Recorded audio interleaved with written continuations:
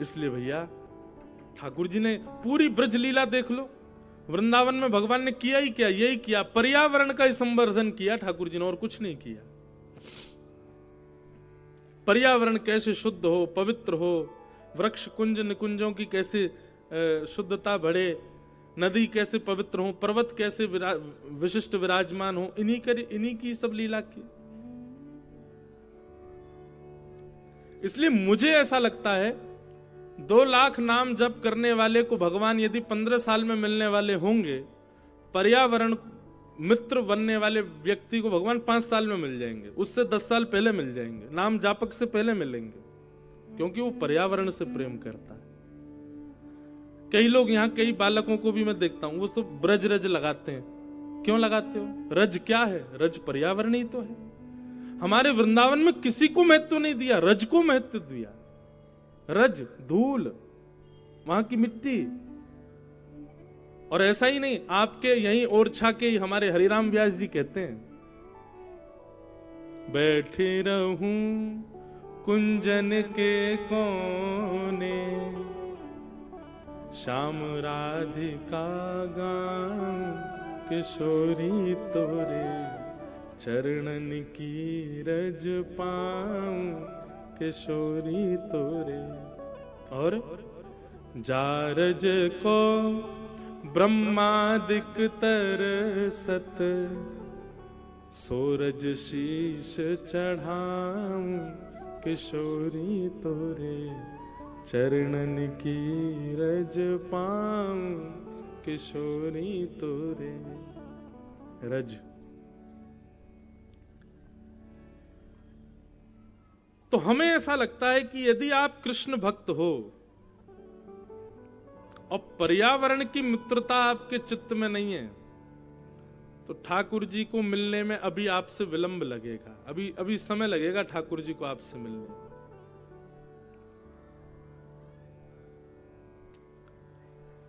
तो पर्यावरण की शुद्धता संपूर्ण कृष्ण लीला में ठाकुर जी ने व्यवस्थित की। भगवान ने गिरिराज जी को ये सामाजिक अर्थ है गिरिराज जी को धारण करना। तो भावपरक अर्थ, आध्यात्मिक अर्थ, सामाजिक अर्थ, और कितने अर्थ बताएं? बहुत सारे अर्थ हैं। एक कुंज का अर्थ है, एक निकुंज का अर्थ है, एक निवृत्त निकुंज का अर्थ है। बहुत सारे अर्थ हैं ठाकुर जी की गिरिराज लीला के।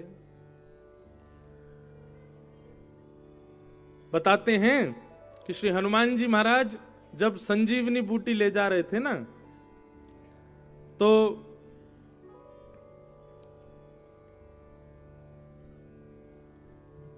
इन्हीं पर्वत का चयन किया गिरिराज जी का। पहले इन्हीं को लेके जा रहे थे। नहीं, संजीवनी नहीं, जब सेतु बनाना था, लंका के लिए जब सेतु बनाना था, तो ऐसी कथा आती है कहीं पर कि कहा गया भैया सेतु के लिए पर्वतों की इच्छा है, कुछ व्यवस्था करो। तो श्री हनुमान जी महाराज आए, आकर के हिमालय की एक पर्वत शिलाखंड को उठा के ले जाने लगे। वो गिरिराज जी थे।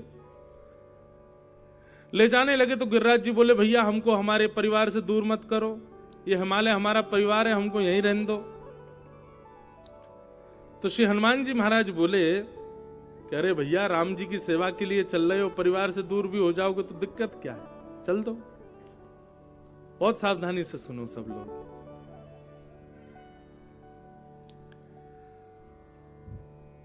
हनुमान जी बोले, भैया परिवार से दूर हो जाओगे कोई दिक्कत नहीं है, राम जी की सेवा में ही तो जाना है, चलो। तो श्री गिरिराज जी बड़े प्रसन्न हो गए, चलो राम जी की सेवा में जाना है, हमको ले चलो।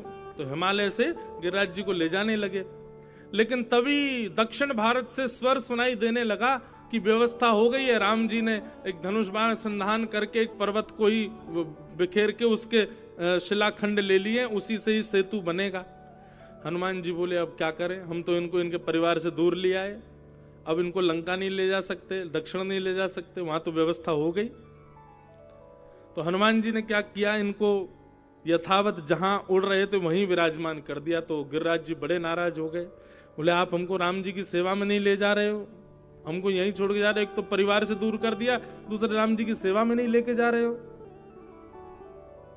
हनुमान जी बोले आप नाराज मत हो। नहीं, गिरिराज जी बोले अब तो मैं छोड़ूंगा ही नहीं, मैं तुम्हारे ऊपर ही बैठूंगा, मुझे तुम लेके क्यों आए हिमालय से? फिर बहुत सावधानी से कथा सुनी। तो श्री हनुमान जी ने तुरंत नेत्र बंद करके राम जी का स्मरण किया। हे राम लला, बहुत दुविधा पड़ गई है, हम सेतु बनाने के लिए एक पर्वत लेकर के आ रहे थे हिमालय से।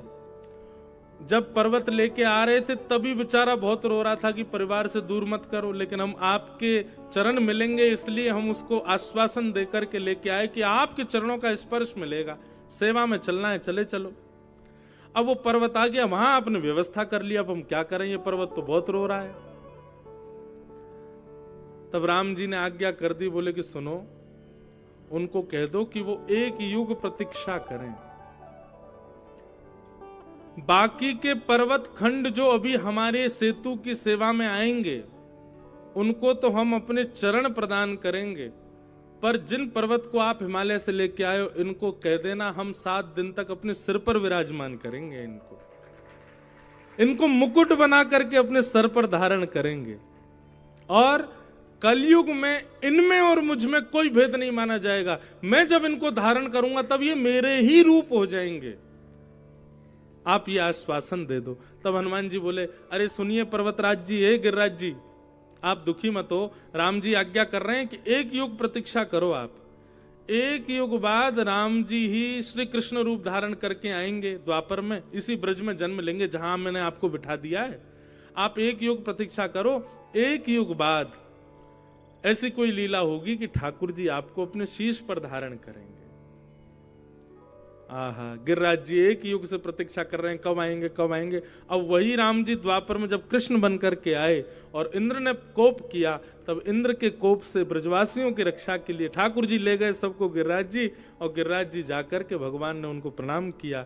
गिरिराज जी अपने आप ही रूई के समान हल्के हो गए, क्योंकि वो तो प्रतीक्षा कर ही रहे थे कि आप कब आओगे, और ठाकुर जी ने उठा करके उनको अपने शीश पर धारण किया। 7 दिन तक भगवान के अंग के स्पर्श में उनके शीश पर विराजमान रहे, और जब पुनश्च उनको विराजमान किया तो संपूर्ण गोवर्धन पर्वत कृष्ण रूप ही हो गया, उनकी मनोकामना पूर्ण हो गई। बहुत सारी लीलाएं, कितनी सुना दी हमने, 1 2 3 4, एक और सुनो। इसी गोवर्धन लीला में हमारे विश्व को भक्तिमती मीराबाई प्राप्त हुई। भगवान का एक सखा, उसका ब्याह होना था, तो ठाकुर जी से जाकर के बोला, लाला मैं तो जा रहा हूं, 3-4 दिन खेलवे ना आया हूं। ठाकुर जी बोले, कहां जा रहा है? बोले ब्याह करवे जा रहा हूं। ठाकुर जी बोले, ब्याह का होवे? अरे ब्याह होवे, बहू आ जाए घर में। ठाकुर जी बहू तो जानते थे, बहू तो 3 वर्ष की आयु से ही जानते हैं। अच्छा बहू आवेगी? सो ठाकुर जी तो रोने लगे घर में, बोले मैया मैं हूं ब्याह करूंगा, मैं हूं बहू लेके आऊंगा। मैया बोली, अरे काय गुरु रहो? बोले मेरो सखा जा रहा हो ब्याह करवे, बहू लेके आ रहा है। तो मैं कह रहा हूं या तो तू मेरो ब्याह करा दे, नहीं तो बाकी बहू मैं ले आऊंगा। मैया बोली, लाला ऐसे कोई की बहू थोड़ी आए करे ना, मैया तू मेरो ब्याह करा। अब ठाकुर जी का खेल में मन नहीं लग रहा है, ठाकुर जी बस 24 घंटा यही प्रतीक्षा कर रहे हैं वो बहू लेके कब आवे को। इतने में 4 दिन बाद सब सखान ने हल्ला मचा, अरे लाला लाला देख हमारो सखा आ गयो, ब्याह करके आयो, बहू लेके आयो पालकी में। ठाकुर जी तो महाराज तुरंत दौड़े, दौड़ करके पालकी रास्ता में ही रोक ली। बोले हैगो तेरो ब्याह? बोले हाँ हैगो। भाभी कहाँ है? बहू कहाँ है? बोले भीतर बैठी है। अच्छा मैं देख लूं बहू? बोले हाँ देख ले लाला, तेरी भाभी है, देख ले। सोई ठाकुर जी पालकी में घुस गए। अच्छा जिससे ब्याह हुआ था भगवान के सखा का, उसका नाम था माधवी गोपी। जब उसका ब्याह हो रहा था तो सास समझा रही थी, माँ ऐसे रहना, सास ससुर की सेवा करना, जे करना वो करना, आदि आदि सब बात बता रही थी। तभी उसने संकेत किया, बोले सुनो ये तुम्हारे जो पति देव है ना, इनका एक बड़ा नटखट मित्र है, उसका नाम है कृष्ण। बोले अच्छा उससे क्या करना है मैया? बोले उससे तो तुमको बहुत सावधान रहना है। बोले क्यों? बोले हमने सुना है वो एक बार जिसको अपना मुख दिखा देता है फिर कोई भी हो वो उसी का ही हो जाता है। देखो तुम पतिव्रता नारी का धर्म अपनाना, अपने पति को कभी मत त्यागना, इसके लिए सदा याद रखना, पता चले कृष्ण आ गया है, घूंघट कर लेना, उसको मुख मत दिखाना। उसने अपने पल्लू में गांठ बांध ली, बोले मैया मैं तेरे को वचन दे रही हूं कि मैं जीवन पर्यंत ब्रज में रहूंगी, लेकिन कृष्ण को मुख नहीं दिखाऊंगी। अब पालकी जैसी रुकी तो माधवी ने पूछी क्या हुआ, पालकी क्यों रुक गई? बोले अरे आपके देवर जी आए हैं। बोले कौन? बोले कृष्ण। ओहो, कृष्ण सुनते ही उसने तो घूंघट कर ले, सॉल भी डाल ली ऊपर और भी कछु डाल लियो, कहीं से भी दिख नहीं जाऊं मैं। पूरा मुख ऐसे पकड़ करके सॉल में और बैठ गई। ठाकुर जी पालकी में भीतर घुस गए। छोटे से हैं अभी ठाकुर जी, 3-4 साल के तो हैं। भाभी जी राम राम, इन्हें दिखाई तो दो तुम्हारा मुख कैसा है। माधवी तो मुंह करे अच्छा ने एक दिखाई दो, तुम्हारे पाम पड़ लाऊं फिर दिखाई दोगी? अच्छा तुम्हारे पाम पर रहा हूं, देखो मैं तुम्हारे कच माखन लेके आया हूं। ठाकुर जी खूब रिझामे, खूब मनोहार करें, लेकिन माधवी ने मुख नहीं दिखाया। जब बहुत देर हो गई ठाकुर जी को मनाते मनाते, ठाकुर जी बोले तू जाने ना है? यहाँ बड़े बड़े योगी, तपी, ध्यानी, तपस्वी हिमालय पर जाकर के 1000 वर्ष तपस्या करते हैं हमको देखने के लिए, और एक क्षण हमारा दर्शन होते ही हम अंतर ध्यान हो जाते हैं। हम तेरे आगे हाथ जोड़ रहे हैं, तू इतना अभिमान कर रही है अपने रूप को, श्राप दे रहे हैं तो को हमारे मुख को देखवे के लिए तड़पेगी तू। माधवी बोली हाँ, कोई तुम्हारे मुख में हीरा ना लग रहे जो मुख को देखने, ना देखूंगी। मैं भी वचन दे रही हूं, जीवन निकाल दूंगी, तुम्हारा मुख नहीं देखूंगी। ठाकुर जी बोले वो तो समय बताएगा माधवी। 2-3 वर्ष बीत गए, माधवी ने ठाकुर जी का मुख, और इस बात का बड़ा अभिमान माधवी को कि मैं अपने पातिव्रत धर्म में हूं, उसको देखती नहीं हूं, ना उसको अपना मुख दिखाती हूं। गोपियां आकर के चर्चा करती हैं, अरे उसके रूप देखो, तुमने नंद नंदन की आंखें देखी, कन्हैया का मुख देखा, कन्हैया की नासिका देखी, अरे आज कन्हैया ऐसे कर रहे। तो माधवी कहती सुनो, कोई भी बात करो, ये कृष्ण की बातें मेरे सामने मत किया करो, मुझे उसको ना देखना है ना उसको दिखाना है। आज जब पूरे ब्रजवासी गिरिराज जी की पूजन करने के लिए गोवर्धन पहुंचे, माधवी भी गई थी, अभी तक ठाकुर जी को देखा नहीं है उसने। और जैसे इंद्र ने मूसलाधार बारिश प्रारंभ की, अफरा तफरी में सब ब्रजवासी दौड़ने लगे। इतने में ही ठाकुर जी ने गिरिराज जी को उठा करके अपने बाम हस्त की कन्नी उंगली पर धारण किया। सब ब्रजवासी आकर के खड़े हो गए, दूर दूर तक हल्ला होने लगा, अरे अरे नंद नंदन ने गिरिराज जी उठा लिए, नंद के लाला ने गिरिराज जी उठा लिए, हमारे कन्हैया ने गिरिराज जी उठा लिए। माधवी ने अब तक ठाकुर जी का बहुत यश सुना था, लेकिन इस बात को वो स्वीकार नहीं कर पा रही थी कि 7 वर्ष के बालक ने इतने बड़े गिरिराज जी उठा लिए। माधवी बोली कृष्ण ने गिरिराज जी उठाए? बोले हाँ। हटो तो जरा मैं भी तो देखूं कैसे उठाए। और माधवी सब भीड़ के आगे से होती हुई जैसे ही वहां पहुंची जहां ठाकुर जी खड़े थे, आज उसने जैसे ही घूंघट ऊपर किया, बरहा पीडम नटवर वपुः कर्णयो कर्णकारम विभ्रदवासः कनक कपिसम वैजयंतीं च मालाम रंध्रान वेणो अधर सुधया पूरयन गोप वृंदै वृंदारण्यम स्वपद रमणम प्राविशद गीत कीर्ति।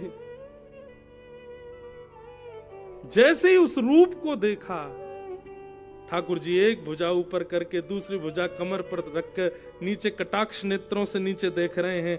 गिरिराज जी को इतने सहजता से धारण कर रखा है जैसे मानो किसी रुई के फोए को उठा रखा हो।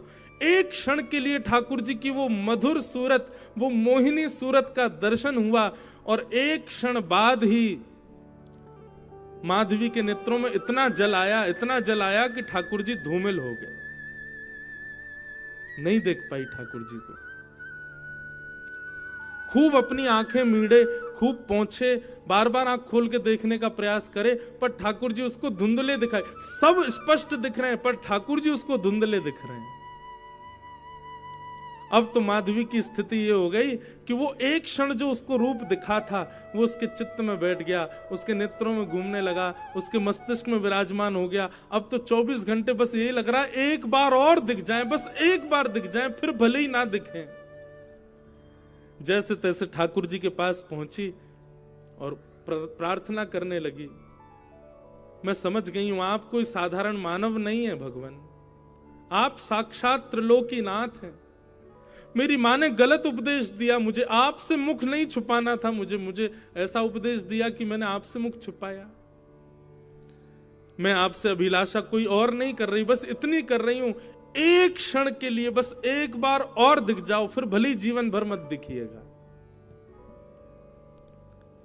ठाकुर जी बोले नहीं, अब तो माधवी तुझे प्रतीक्षा करनी पड़ेगी, और यही प्रतीक्षा तेरे भीतर एक ऐसे प्रेम को जन्म देगी जो पूरे विश्व को वो प्रेम लक्षणा भक्ति का मार्ग प्रदान करेगा। अब तुम प्रतीक्षा करो। माधवी बोली कितने वर्षों की प्रतीक्षा? 1 वर्ष, 2 वर्ष, 10 वर्ष, कितने वर्ष बाद दिखोगे आप? ठाकुर जी मुस्कुरा करके बोले 1 युग, 1 युग की प्रतीक्षा करो। 1 युग सुनते ही माधवी तो वहीं मूर्छित हो गई। बोले भगवान में मेरे प्राण निकल जाएंगे। बोले नहीं निकलेंगे। भक्ति में पुष्टता विरह ही देता है। जिस भक्त ने अपने जीवन में कभी विरह नहीं सहा हो ठाकुर जी का, वो प्रेम नहीं कर पाएगा ठाकुर जी से। बंधुओं, भक्ति में विरह जब जन्म लेता है तभी प्रेम प्रकट होता है ठाकुर जी के प्रति। भगवान बोले अब ये 1 युग का विरह तुम्हें सहना है, 1 युग तक मेरी प्रतीक्षा करो। 1 युग बाद जब कलयुग प्रारंभ होगा, तब कलयुग में मेड़ता के राजा राव दूधा जी के यहां तुम्हारा जन्म होगा। नाम होगा तुम्हारा मीरा। अच्छा, मीरा नाम नहीं था मीराबाई का, मीराबाई का नाम था मिहिरा। मिहिर कहते हैं सूर्य को, मिहिरा नाम था, पर अपभ्रंश होके फिर मीरा हो गया।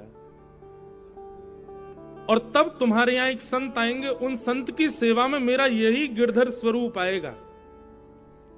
और मेरे इस रूप को जब तुम पहली बार देखोगी तो देखते ही तुम्हारे नेत्र बंद होंगे और तुमको संपूर्ण कृष्ण लीला याद आ जाएगी। तुमको यह भी याद आ जाएगा कि तुम एक माधवी नाम की गोपी थी और तुम मुझसे, मैंने तुमको वचन दिया था, आदि आदि सब ये जो हमारी बातें सब तुमको मेरा वो रूप देखते ही तुमको याद आ जाएगा। उन संत से उस विग्रह को अपने पास रख लेना, खूब मेरा भजन करना, कीर्तन करना, नाचना गाना, मुझको अपना बना लेना। बस उसी जन्म के अंत में मैं तुमको अपने आप में विलीन करूंगा। अब ये वियोग तुमको सहना पड़ेगा।